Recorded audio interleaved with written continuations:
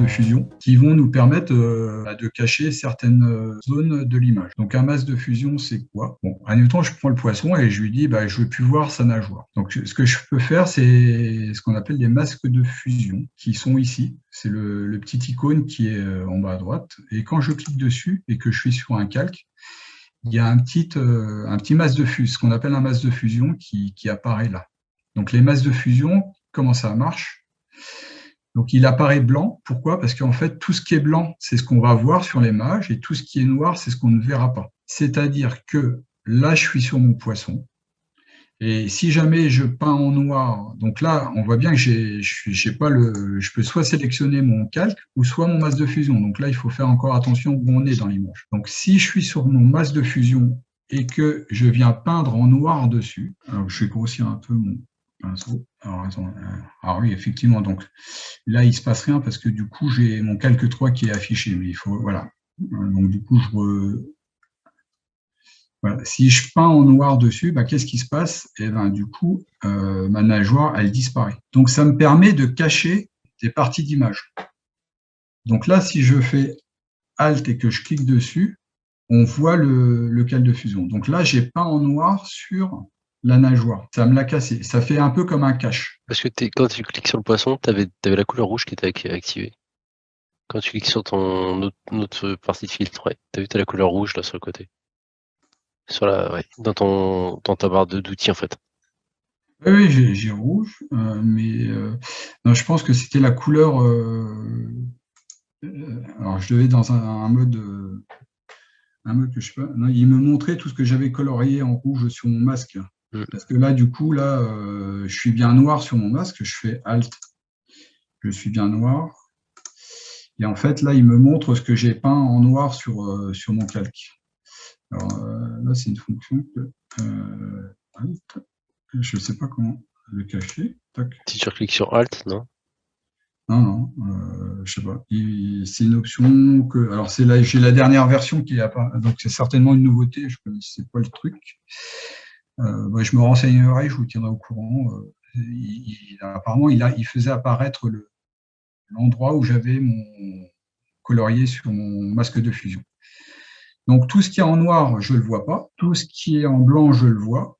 Et effectivement, si jamais il y a du gris, je vais le voir si je prends un gris moyen, je vais le voir et que je peins par exemple ici, je vais le voir à moitié. Ça fait une sorte d'opacité parce que là, je suis pas noir, je suis pas blanc, mais je suis à moitié. Donc, il me cache à moitié. Donc ça va être surtout utilisé quand on va appliquer des effets. Par exemple, si je veux rééclaircir une partie de l'image ou si je veux mettre une autre teinte, etc., je vais pouvoir appliquer des modifications qu'à une certaine zone de l'image, pas à toute l'image.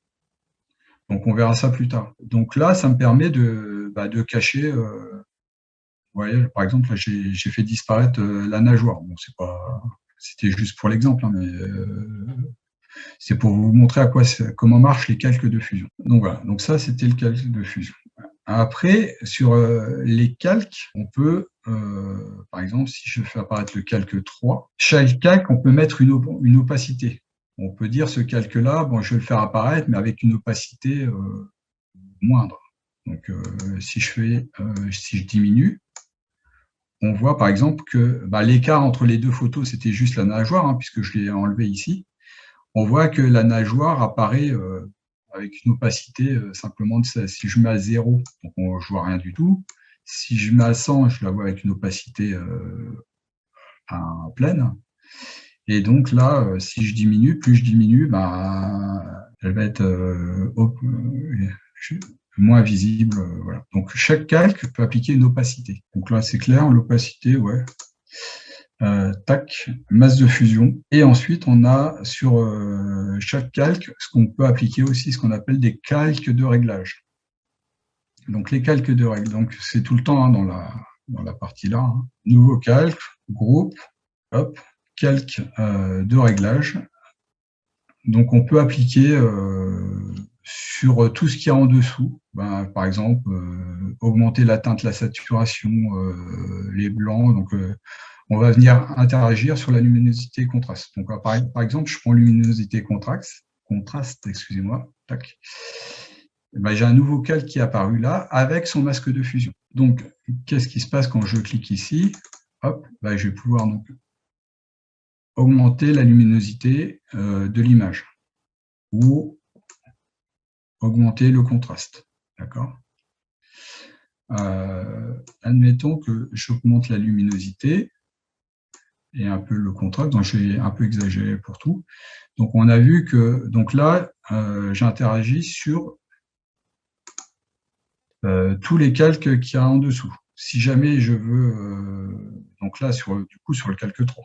Donc si jamais je veux faire ça, paf, donc je vais cacher le calque 3. Donc là, en fait, j'ai la même chose. Hein. J'ai agi sur le poisson et sur le fond, c'est-à-dire sur les deux calques qu'il y a en dessous. Je n'agis pas sur le dessus. J'ai mis un calque de réglage luminosité-contraste et j'interagis sur tout ce qu'il y a en dessous. Et j'aurais pu faire une courbe, faire aussi gérer ma luminosité, mais via une courbe. Pour ceux qui ne savent pas ce que c'est, on verra ça plus tard. Là, j'ai juste pris un exemple pour vous montrer ce que c'était un calque de réglage, mais après, chaque outil pourrait faire l'objet d'un petit tuto, etc. Donc après, je ne vais pas me détailler, on ne va pas tous les voir. Hein. On va voir les plus juste pour que vous compreniez le principe. Donc là, j'ai un calque de réglage. J'agis sur les deux calques qu'il y a en dessous. Si jamais je veux agir simplement sur le calque 1, en fait, ce que je vais faire, on peut, grâce à ce bouton-là, dire j'agis mais que sur le calque qui est directement en dessous. Donc ça s'appelle des masques d'écrêtage. Donc le fait d'écrêter, là, on voit que ma lumière, là, elle est que sur le poisson, parce que là, il y a une petite flèche qui est apparue, qui veut dire juste simplement sur le calque qui est directement en dessous. Il n'agit pas sur le calque 0. Si j'enlève, donc là, si j'enlève, tac, on agit sur tout, et là, on agit que sur le poisson. Tac, je vais mettre à fond pour que ce soit clair. Tac, vous voyez. Là, j'agis que sur le poisson. On va diminuer, on va faire un beau poisson quand même. Hein. Donc voilà pour les masques d'écrêtage. Si jamais sur mon poisson, je veux qu'il n'y ait que la tête éclairée, je veux dire, je vais passer mon calque en noir, CTRL I pour faire inverse. Donc là, j'ai bien appliqué ma luminosité, mais comme j'ai dit que c'était en noir, il me l'applique nulle part. Donc du coup, il va falloir que je peigne en blanc sur les zones. Donc j'ai mon pinceau. Et là où je vais peindre, eh ben, je vais peindre en blanc et je vais activer ma modification. C'est-à-dire que je peux dire, ben voilà, je peins là et puis voilà, je vais appliquer ma luminosité, mais que sur la tête ou alors que sur cette partie blanche là. Cette partie blanche là pour qu'il y ait plus de contraste, admettons. Alors effectivement, après je peux peindre en gris ou voilà, hop. Si je veux faire du Edge and Burn, hop, voilà. Voilà. Alors là, du coup, si je fais Alt et que je clique sur mon masque de fusion, voilà, j'ai fait ça comme peinture, c'est-à-dire que j'ai fait un calque de réglage luminosité, donc j'ai augmenté la luminosité, mais uniquement sur les parties blanches. Tiens, il me remet. Hop. Voilà, il faut que je clique ici pour désactiver le. C'est clair cette partie-là? Hop. Et donc, ces calques de réglage, je peux en appliquer autant que je veux. Je peux appliquer un teint de saturation. Donc là, il me l'a mis tout en haut. Donc je peux le remettre ici. Hop. Et puis là, donc j'ai les réglages pour teint de saturation. J'augmente la saturation. Et je dis que sur le premier calque, donc que sur le poisson. Voilà, je le sois un peu plus voilà. Voilà. Et après, je pourrais faire la même méthode si je souhaite ou pas. Hein. Là, je vous ai fait un calque, un masque de fusion pour vous montrer comment on utilisait les masques de fusion. Voilà. Après, si celui-là, je ne le veux pas, je peux le supprimer pour refaire apparaître la nageoire. Tac. Hop. Là, sur mon calque 1 où il y avait mon poisson, voilà. J'ai retiré le masque de fusion. Et donc, du coup, bah, là, je peux bouger CTRL Z. Hop, je fais une petite erreur. Il faut bien être sur le calque qu'on veut utiliser. Et donc là, je peux... on en est là, calque. Z. Alors, il y a des options ici. Groupe.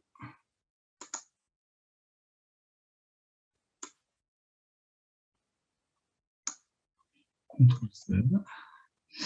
Donc du coup, si on veut bouger tout d'un coup, il faut faire attention de bien bouger tout. Parce que là, il faut bouger tout le groupe de calques, sinon je vais bouger simplement le calque là et pas les calques de réglage, et du coup, ça va faire des trucs bizarres. D'ailleurs, ça a fait des trucs bizarres là. CTRL Z.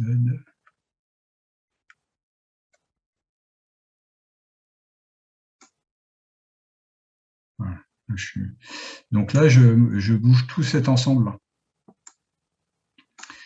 Donc, et d'ailleurs, bah là, c'est le truc de faire un groupe et puis faire dev poisson. Okay. Voilà. Si je sélectionne tout le groupe là, et ben, je bouge tout mon poisson avec tous les réglages qu'il y avait dessus, la teinte, la saturation, la luminance, etc.